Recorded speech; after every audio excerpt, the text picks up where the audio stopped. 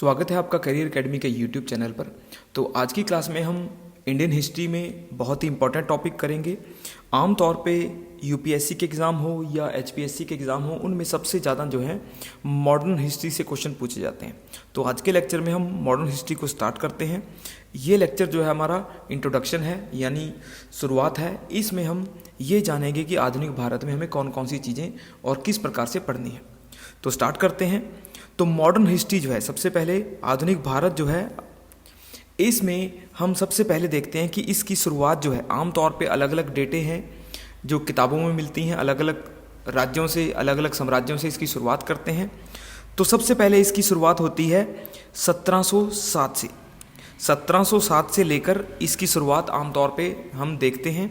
1707 की जो डेट है, ये आमतौर पे मुग़ल साम्राज्य से ली जाती है, यानी मुग़ल साम्राज्य से इस डेट को लेते हैं, क्योंकि 1707 में औरंगजेब की मृत्यु हुई थी और उसके बाद जो है पोस्ट मुग़ल, यानी मुग़ल राज्य में उत्तरवर्ती जो मुग़ल थे उनका राज्य शुरू होता है। यानी पोस्ट मुग़ल, यानी ऐसा समयकाल जिसमें औरंगजेब की मृत्यु के बाद जो मुग़ल राजा आए हैं वो थोड़े कमज़ोर थे और धीरे धीरे जो है मुग़ल साम्राज्य कमज़ोर होने लगा और बिखराव आने लगा। छोटे छोटे राज्यों में मुग़ल राज्य जो है टूटने लगता है। तो 1707 से हम इसको लेकर 1947 तक इसको काउंट करते हैं, यानी जब भारत को आज़ादी मिली है। तो पहला जो पीरियड है जिसमें 1707 से 1947 तक हम इसे काउंट करते हैं। इस काल में हम मुग़ल जो राज्य हैं या मुग़ल राज्य था उससे संबंधित देखते हैं। जो औरंगजेब के बाद राजा आए, तो औरंगजेब के बाद जैसे बहादुर शाह प्रथम, तो पहला राजा जो है जो औरंगजेब के बाद आया, बहादुर शाह प्रथम आता है। तो बहादुर शाह प्रथम जो है 1707 से लेकर 1712 तक रहता है। और जो अंतिम राजा हमें दिखाई देता है वो 1857 में ये दिखाई देता है बहादुर शाह जफर। तो यानी 1857 की क्रांति के बाद मुग़ल राज्य का पतन हो गया और अंग्रेजों ने सारे भारत पर नियंत्रण कर लिया और बहादुर शाह जफर को मुग़ल राजा के पद से हटाकर उन्होंने उसको म्यांमार में भेज दिया। तो यानी ये काल जो है बहादुर शाह प्रथम से लेकर बहादुर शाह जफर तक रहेगा। 1707 से 1857 तक मुख्य, और 1857 के बाद ब्रिटिश कंपनी जो आती है वो 1947 तक लगातार रूल करती है। तो मॉडर्न हिस्ट्री में इस काल में हम देखते हैं कि कैसे मुग़ल राज्य का पतन होता है, ऐसे कौन से कारक थे जिनके कारण जो है मुग़ल साम्राज्य कमज़ोर हुआ। अकबर से लेकर औरंगजेब तक थे बहुत ही शक्तिशाली राजा थे। तो ये बादशाह जो हैं बहुत ही शक्तिशाली होते थे और इनका नियंत्रण जो है बहुत बड़े भारत पर था, यानी बड़े भारत पर इनका नियंत्रण था, बहुत बड़ा क्षेत्रफल था इनके राज्य का। और ये राजा जो है अपनी नीतियों के कारण प्रसिद्ध थे। राजनीतिक आर्थिक नीतियां हों या कल्चरल सांस्कृतिक नीतियां काफ़ी अच्छी थी। परंतु 1707 में औरंगजेब की मृत्यु के बाद मुग़ल साम्राज्य में कुछ ऐसे कारक आए जिनके कारण मुग़ल साम्राज्य कमज़ोर होने लगा। पहला कारण था कमज़ोर उत्तराधिकारी, यानी मुग़ल राजा जो थे वो कमज़ोर होने लगे, उनके पास शक्ति कम होने लगी, दरबार में अमीरों की शक्ति बढ़ने लगी और आपस में यानी राजा में और अमीरों में संघर्ष होने लगा। इसके अलावा उत्तराधिकार का संघर्ष, जिसे हम सक्सेशन कह देते हैं, यानी मुग़ल राज्य में जो मुख्य कारण था कमज़ोर होने का, एक कारण था कि एक राजा के बाद दूसरा राजा जब बनता था तो आपस में संघर्ष हो जाता था। तो अनेक पुत्र होते थे, उनके बीच में उत्तराधिकार का संघर्ष होता था, जिसके कारण जो है मुग़ल साम्राज्य कमज़ोर होने लगा। अमीरों को या क्षेत्रीय राजाओं को अपनी शक्ति दिखाने का मौका मिला और धीरे धीरे मुग़ल साम्राज्य में आर्थिक हानि हुई और सैनिक हानि हुई और लगातार साम्राज्य जो है पतन होने लगा। इसके अलावा मुग़ल साम्राज्य पर बाहर से आक्रमण भी हुए हैं, यानी बाहरी आक्रमण। तो बाहरी आक्रमण जो हैं वो भी मुग़ल साम्राज्य को कमज़ोर करते हैं। जैसे सबसे पहला जो हम इसमें आक्रमण में देखते हैं, नादिर शाह का आक्रमण। नादिर शाह ने 1739 में अटैक किया था, 1739 में। तो उसके कारण मुग़ल साम्राज्य में बहुत कमज़ोरी आई। साम्राज्य जो है कमजोर हो गया। नादिर शाह ने दिल्ली को लूटा, राज्य को हानि पहुंचाई और धन संपत्ति को लूटकर वो लेके चला गया। इसके बाद अहमद शाह अब्दाली जो है बहुत सारे आक्रमण करता है। तो जितना ज़्यादा नुकसान जो है अब्दाली ने किया है उतना नादिर शाह ने नहीं किया था। तो अहमद शाह अब्दाली ने 1748 में पहला अटैक किया, 1748 में, और लास्ट जो है 1767 में 1767 तक वो लगातार मुगल साम्राज्य पर आक्रमण करता रहा, लूटता रहा और अपने अनुसार ही साम्राज्य में बदलाव करता रहा। तो बाहरी आक्रमण यानी विदेशी आक्रमणों के कारण भी मुगल साम्राज्य का पतन हुआ है और धीरे धीरे जो है कमजोरी की दशा दिखाई देने लगी है। तो मॉडर्न हिस्ट्री में हम पहला जो एस्पेक्ट देखा हमने वो देखा 1707 से 1947 तक। तो ये मुगल साम्राज्य से जुड़ा हुआ है। दूसरा एस्पेक्ट जो है, सेकंड एस्पेक्ट हम देखते हैं जिसे हम कह देते हैं क्षेत्रीय राज्य। क्षेत्रीय राज्य यानी रीजनल स्टेट। तो रीजनल स्टेट जो हैं ये भी 1707 के बाद स्थापित होने लगी और लगातार ये 1857 और फिर 1947 तक ये रही है। यानी रीजनल जो स्टेट हैं वो ऐसे राज्य थे जो क्षेत्रीय आधार पर स्थापित हुए। ये राज्य जो है मुगलों की कमजोरी के कारण या मुगल साम्राज्य की कमजोरी के कारण पैदा हुए हैं। इन राज्यों में ये मुख्य रूप से मुगल सत्ता के खिलाफ होते थे और धीरे धीरे अपनी शक्ति बढ़ाकर ये मुगल सत्ता के खिलाफ होकर अपना एक स्वतंत्र राज्य स्थापित कर लेते थे।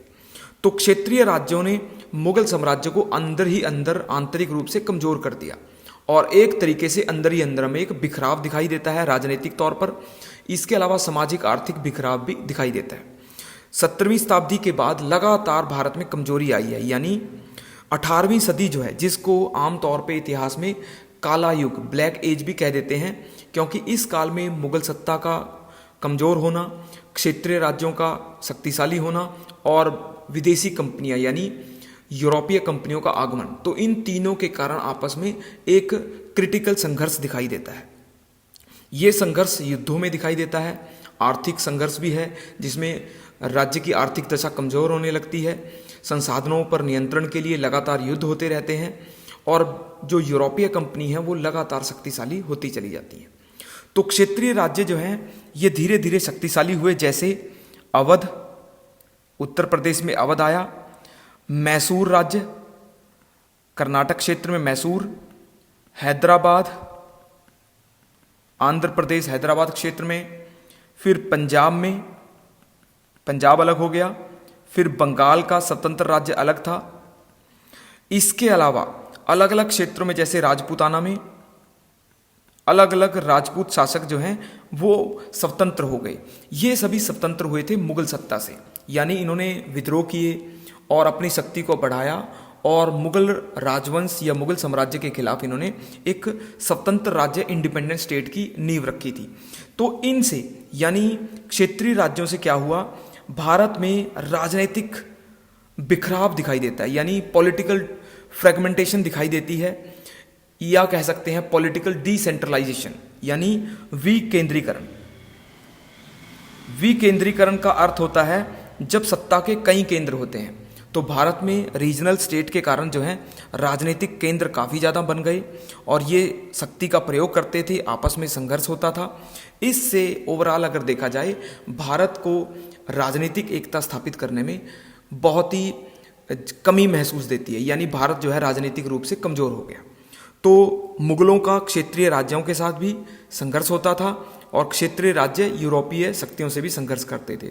तो एक त्रिकोणीय संघर्ष हमें लगातार दिखाई देता है। तो दूसरी डायमेंशन में हमने देखा कि रीजनल स्टेट आई, ये 1707 से स्थापित होने शुरू हुई। 1857 में इनके ऊपर काफ़ी हद तक ब्रिटिश कंपनी का नियंत्रण हो गया और 1947 में भारत आज़ाद हो गया। तो ये फेज़ भी, सेकंड भी 1707 से लेकर 1947 तक हम कवर करते हैं। अब एक और इम्पॉर्टेंट एस्पेक्ट आता है, जो तीसरा एस्पेक्ट है हमारा, ये एस्पेक्ट है यूरोपीय कंपनियों का। यूरोपीय कंपनियों का आगमन यानी एडवेंट ऑफ यूरोपियन कंपनीज। तो यूरोप से बहुत सारी कंपनियां जो हैं भारत में आई।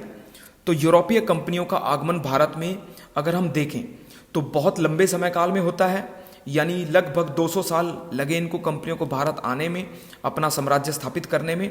तो इन कंपनियों में मुख्य रूप से थी, सबसे पहले आती है पुर्तगाली कंपनी, जिसे पुर्तगीज कह देते हैं, पुर्तगाली कंपनी थी। फिर आती है ब्रिटिश कंपनी, डच, फ्रेंच यानी फ्रांसीसी कंपनी। 4 कंपनियां मुख्यतः हैं। इसके अलावा स्विस कंपनी भी थी और छोटी कंपनियां थी, परंतु 4 जो हैं शक्तिशाली कंपनियां हैं जो भारत की राजनीतिक आर्थिक दशा को ज़्यादा प्रभावित करती हैं। तो यूरोपीय कंपनियां जो हैं भारत में आती हैं, ये 1498 से। जो पुर्तगाली कंपनी थी 1498 में भारत में आई। इसको हम डिटेल में बाद में अलग लेक्चर में चर्चा करेंगे, यहाँ पर सिर्फ इनका इंट्रोडक्शन दे रहे हैं हम कि कब आई है। तो पुर्तगाली कंपनी 1498 में भारत में प्रवेश करती है। फिर आती है ब्रिटिश कंपनी। ब्रिटिश कंपनी स्थापित हुई थी 1600 में, तो 1600 से भी लिख लेते हैं इसे, परंतु भारत में ये 1611 या 13 के बीच में भारत में प्रवेश करती है। जो डच कंपनी है वो 1608 में भारत में आ जाती है। और फ्रेंच कंपनी जो है 1600, ये कंपनी आती है फ्रेंच 1664 में। तो यानी ये 4 कंपनियां जो हैं भारत में प्रवेश करती हैं। पश्चिमी किनारे पर, पूर्वी किनारे पर, वेस्ट कोस्ट और ईस्ट कोस्ट पे ये अपनी बस्तियां स्थापित करती हैं। बस्तियों को समय ये अपने कारोबार के लिए प्रयोग करते थे, यहाँ से व्यापार के लिए वो एक्सपोर्ट करते थे और भारत के आंतरिक क्षेत्रों से सामान को लेकर आते थे और यहाँ से पोर्ट यानी बंदरगाहों से उसे एक्सपोर्ट कर देते थे। तो ये चारों कंपनियां जो हैं भारत में आती हैं। इनका शुरू में आर्थिक आगमन होता है, इकोनॉमिकल प्रॉस्पेरिटी के लिए, भारत की समृद्धि का फ़ायदा उठाने के लिए, व्यापार का फ़ायदा उठाने के लिए। परंतु बाद में जब ये शक्तिशाली होने लगती हैं यानी इकोनॉमिकल प्रॉस्पर होने लगती हैं, तो इनको भारत की राजनीतिक सत्ता पर नियंत्रण का अवसर प्राप्त हो जाता है। यानी भारत की राजनीतिक कमजोरी को देखकर ये धीरे धीरे सेना इकट्ठी करने लगती हैं और राजनीतिक सत्ता के रूप में भारत में आगमन कर लेती हैं। बाद में इन्हीं कंपनियों के बीच में, यानी ये कंपनियां आपस में भी संघर्ष करती हैं, यानी पुर्तगाली कंपनी ब्रिटिश कंपनी से संघर्ष करती है, ब्रिटिश डच फ्रेंच से संघर्ष करती है।